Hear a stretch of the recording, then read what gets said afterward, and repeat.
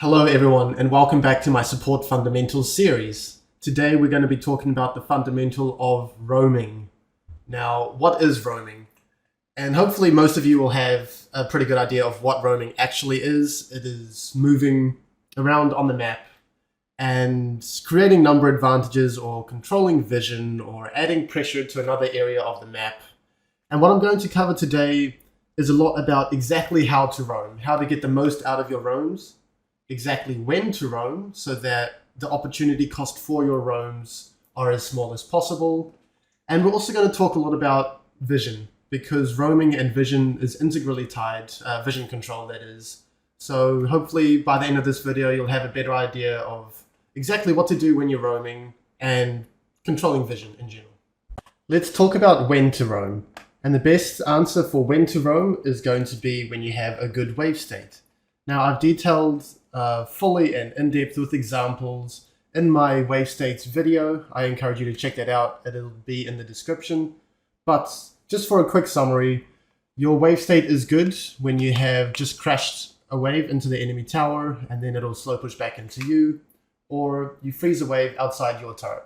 And in both of those situations, your ADC is safe to collect future CS, and that'll give you ample time to roam without your ADC losing any minions. So we're going to have a look at a quick example here. We are going to shove this wave into the enemy tower, and I'm going to walk forwards just to make sure that the thresh doesn't hold the wave so that we do in fact have a good wave state and not a bad wave state. And then I'm going to look to back off. I get spotted by the vision plant, so I'm not going to back here, it's dangerous. I'm going to move back. I want to move back to back here, but my jungler wants to be active on the river, so I'm kind of hovering around, delaying my timing a little bit, but I'm not going to commit to anything here. And eventually I'm going to find that base, and now is the roam timer. You can see that this wave is going to slow push into us, and I don't have to be back bot right now. So yep, slow pushing into us, and then I'm moving towards the middle of the map. And I will detail exactly how to roam appropriately after I talk about when to roam. But first, just pay attention to what's happening with the bot waves. This is a great time to roam. It's slow pushing into my ADC and he can safely collect CS. Okay. Before I go on to the next one, I just want to talk about common mistakes that I see from my students when I'm doing my coaching sessions. They will have a good roam timing or like a base timing into a roam, and they will either just stay for too long. They will like hit the tower here for no real gain, or maybe they would even hang around in lane and try to shove the next wave, but then realize that they can't because the ADC is back and with full health and mana and we're chunked. Or they would try to base in a greedy spot and get their base cancelled over and over until they lose their roaming window. So just be sure that, first of all, you do recognize when it's a good time to roam, and second of all, you don't waste any time in utilizing that opportunity. Okay, so we're going to jump to the next time that you can roam, and this is when you're not planning to contest the next wave of prior. So let's go back here.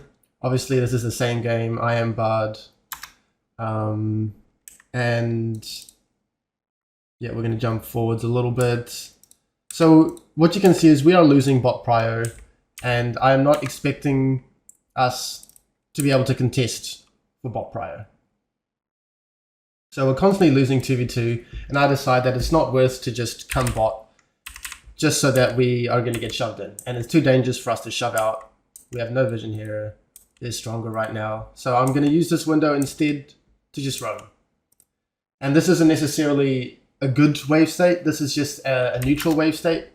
As you can see, both of these waves are completely equated. And I decide that we're not going to contest prior and I'm going to roam instead.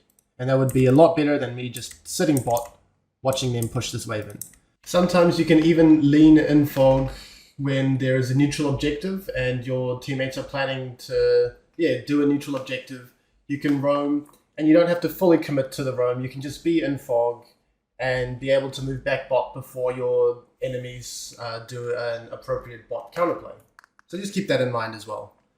So to quickly summarize, you can roam on good wave states, you can roam on neutral wave states when you're not planning to contest prio, or you can even roam when it is slow pushing away from you, but it hasn't reached an unhealthy state in the lane just yet. So here we talked about how it is a good time for me to base and then roam, or just to roam straight up. Conversely, for the Thresh, it is slow pushing away from the Jinx, but it is not yet past halfway or frozen outside our tower. So Thresh has a small window here to roam, and that's what he's doing. He's linking up with his jungler, he can potentially move mid, and he doesn't have to be bot right now, but he does have to be bot in the near future, and that is the ticking time bomb of a bad wave state. It's not an immediate bomb that explodes and you have to be there, but Thresh will have to be bot either on this wave or the following wave to ensure it crashes. But that's just another time that you can roam. The times that I have said are good to roam are where the opportunity costs of the roam are minimized. Obviously, you can always roam, but maybe sometimes will be a lot better than other times.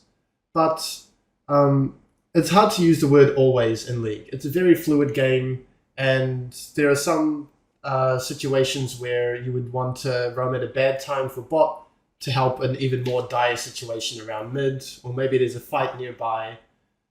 But I hope that this provides some general guidelines to help inform your roam timing decisions.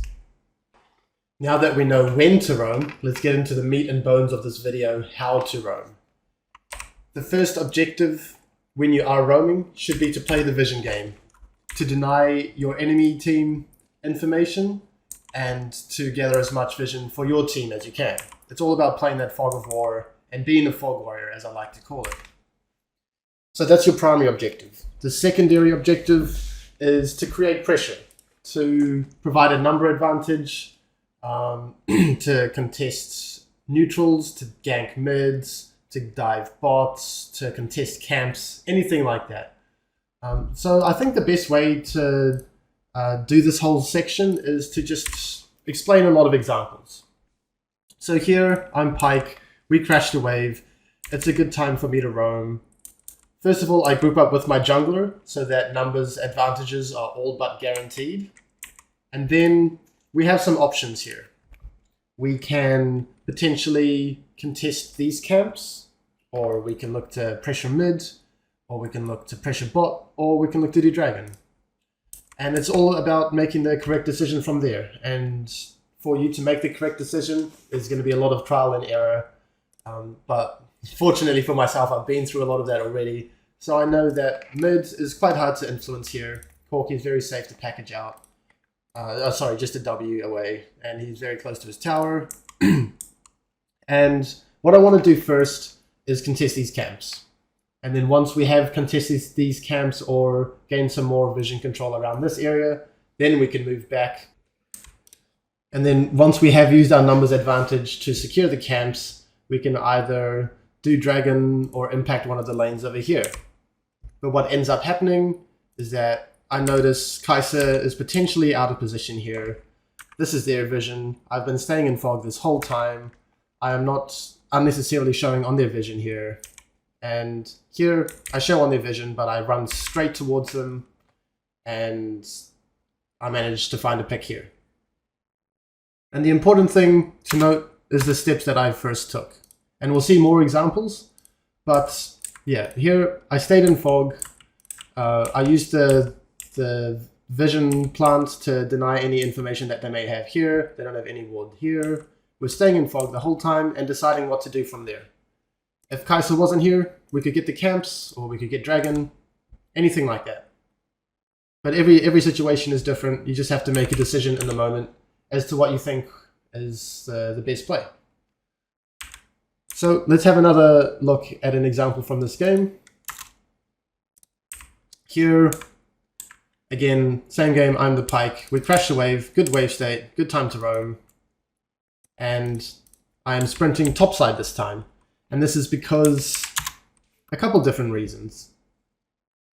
Herald is up. and my jungler is moving topside this time. So I really want to be looking to link up with the jungler. There's no point in me pathing bot here and then trying to be proactive, and then their jungler comes and counter ganks and I die. Like, linking up with your jungler is a great way to ensure that you have numbers advantage, and whatever play you make is a lot more likely to succeed.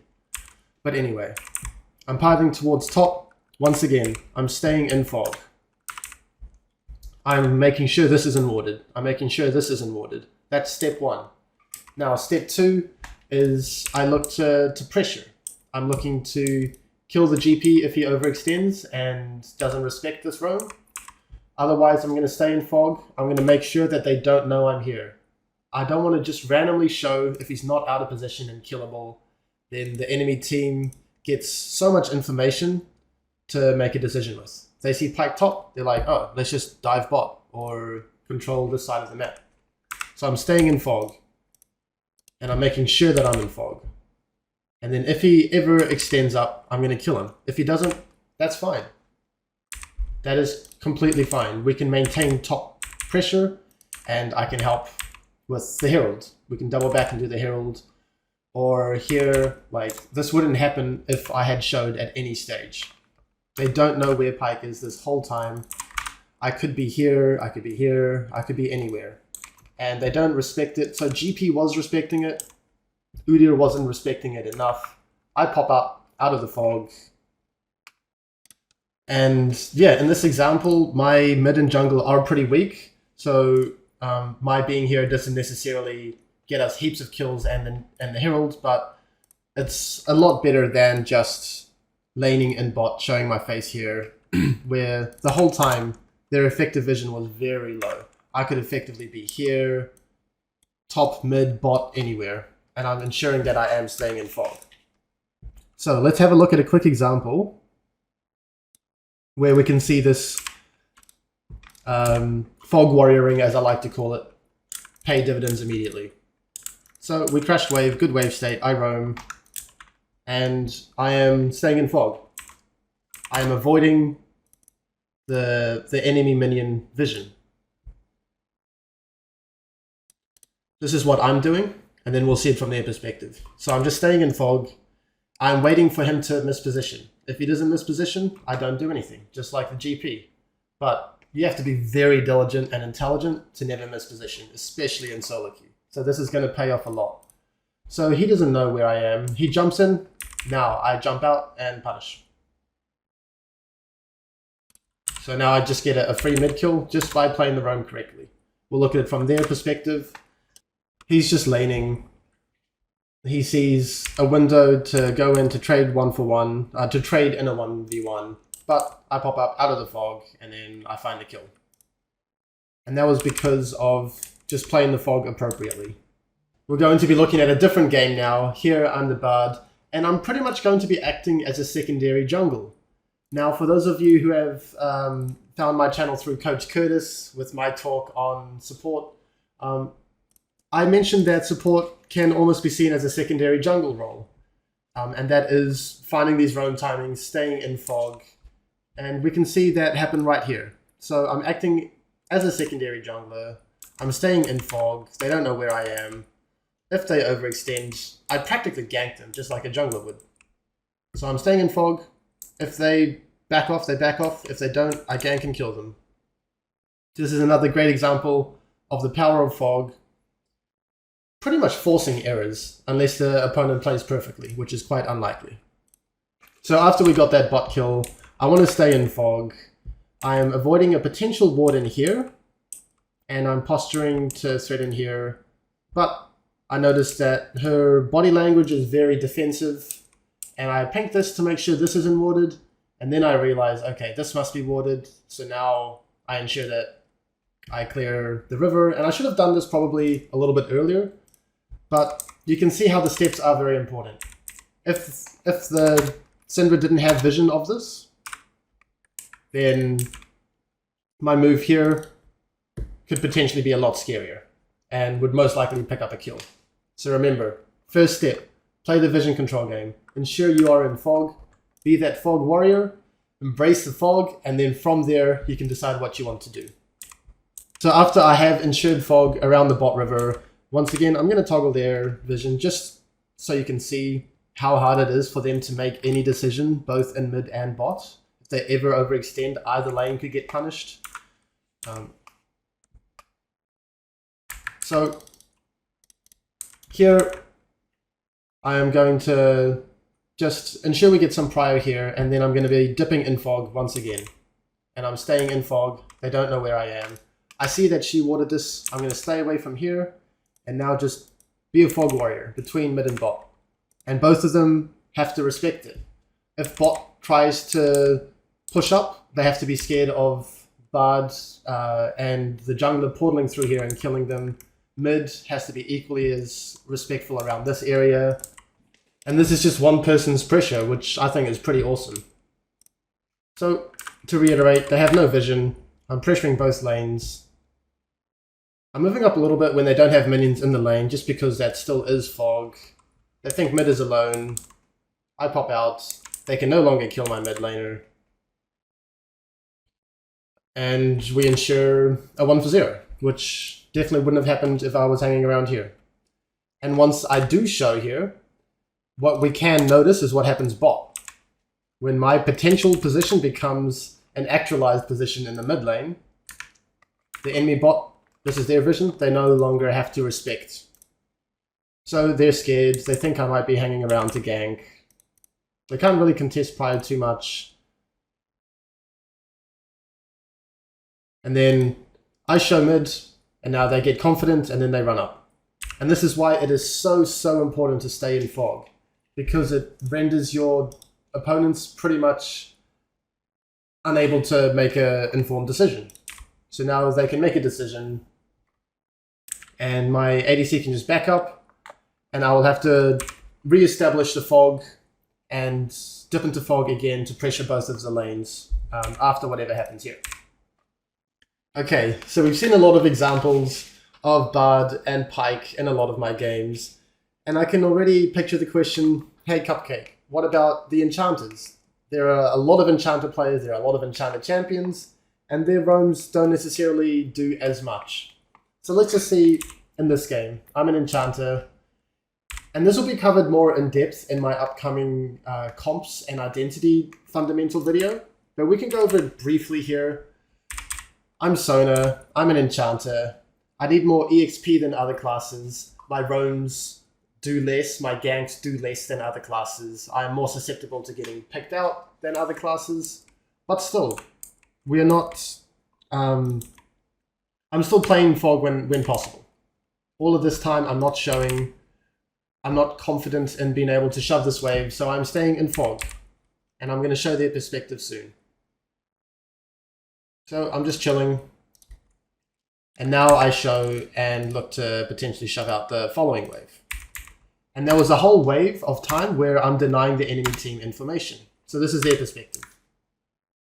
They see Sona, and now I'm in Fog. And they don't know if I'm here, if I based, if I'm running mid. And this all creates pressure on the rest of the map. Their mid and jungle will have to be a little bit more scared of me potentially moving to a play. And this is all just because I'm playing in the fog. I'm literally just sitting in XP range, denying enemy information, being a fog warrior. So that's one example.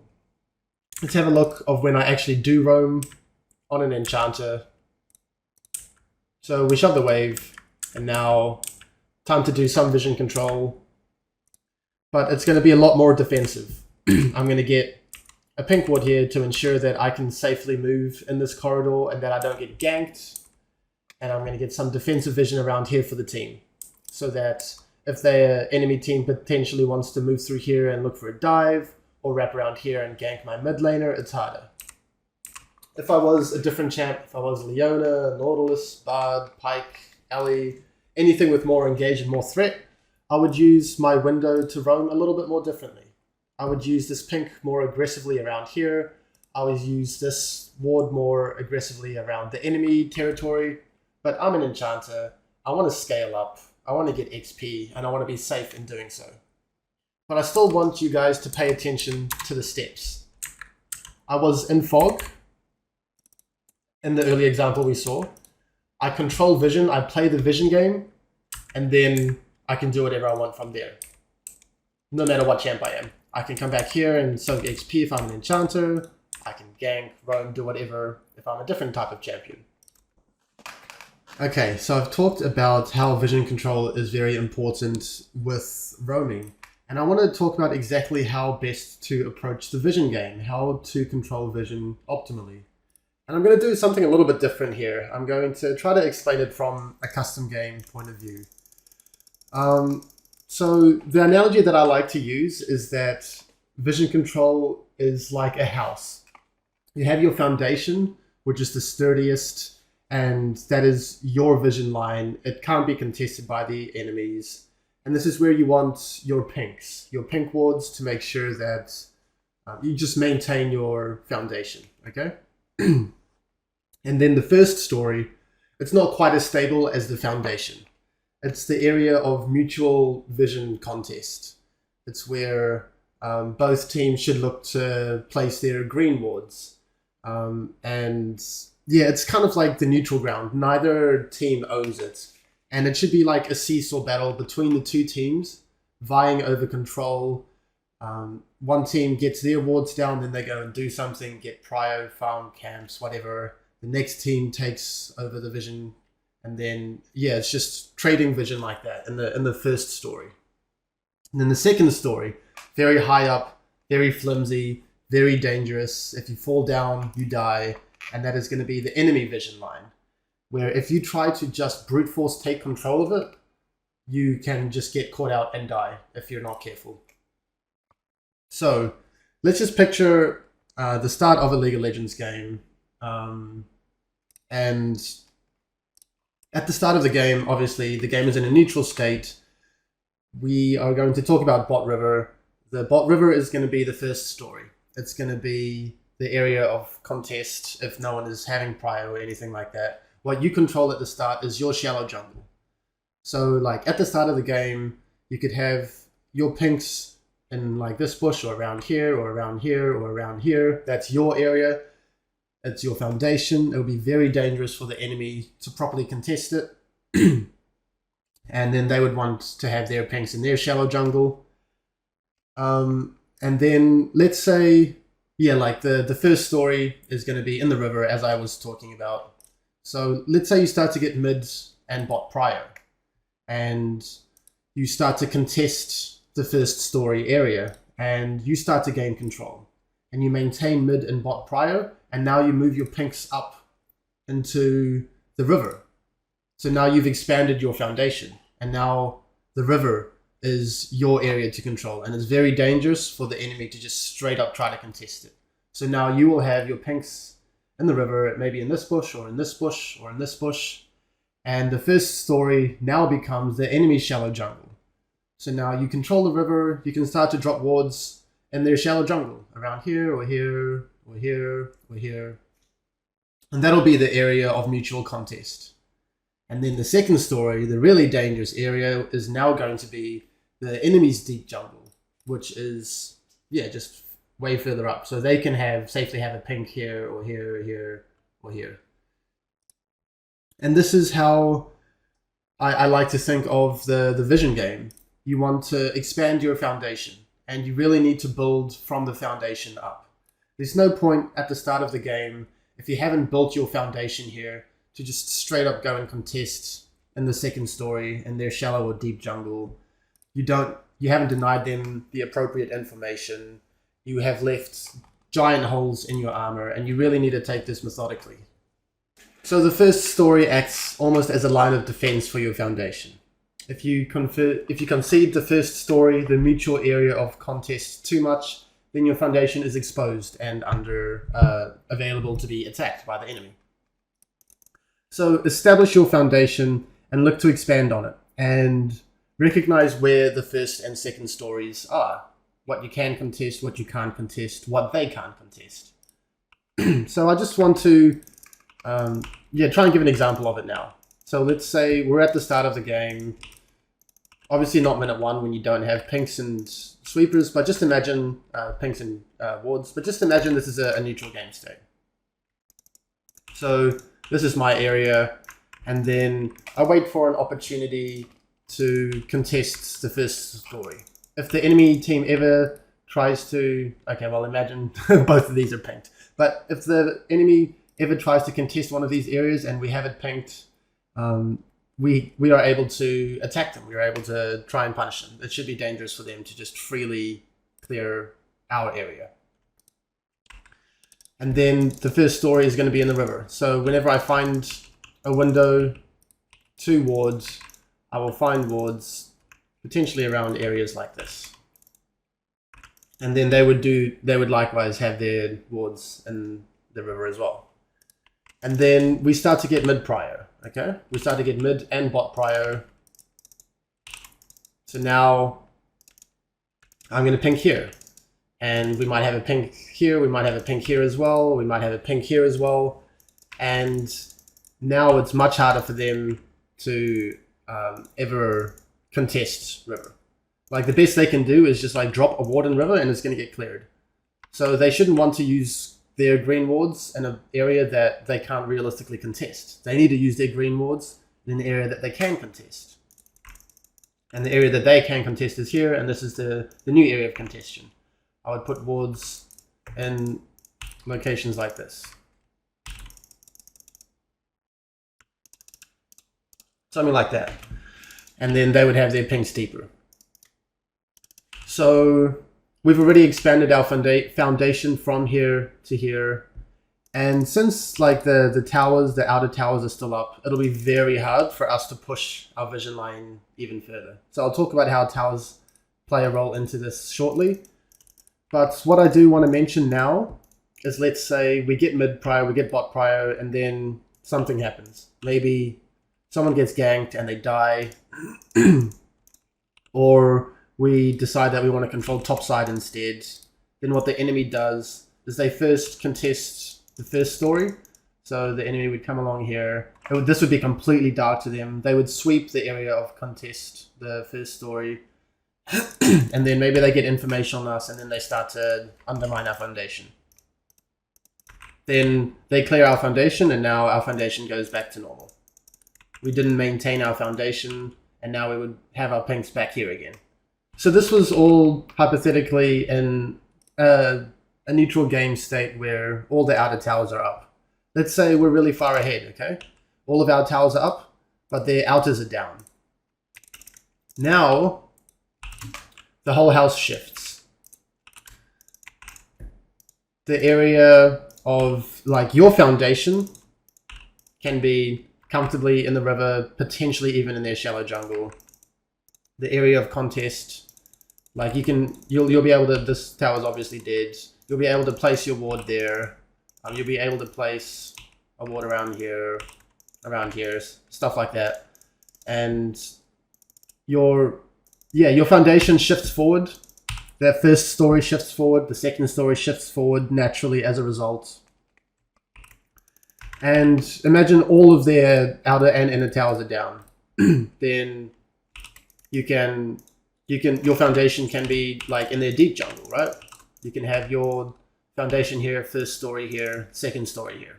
Hard to contest this area, they can pink it, you can't clear the pink.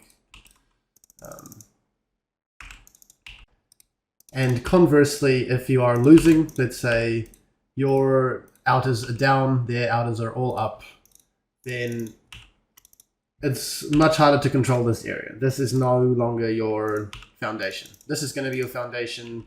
You contest this area, that's their foundation.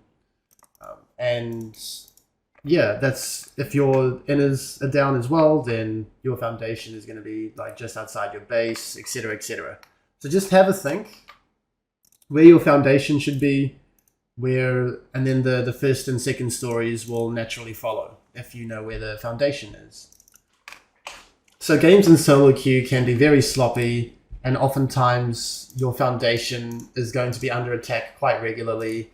But as long as you approach vision control methodically like this, like you have your foundation, and then after you have built that foundation, you contest the first story. and you avoid the second story and you look to move your foundation up, then you might notice a lot less of yourself getting caught out, and potentially a lot more catching out of the opponent when they are skipping their steps as well. So hopefully you'll have a better idea now of when to roam, how to control vision. And yeah, thanks for watching. As always, please feel free to join my Discord support community called School of Support for coaching, helpful support resources, and just chatting with like-minded support players. Thanks. Bye.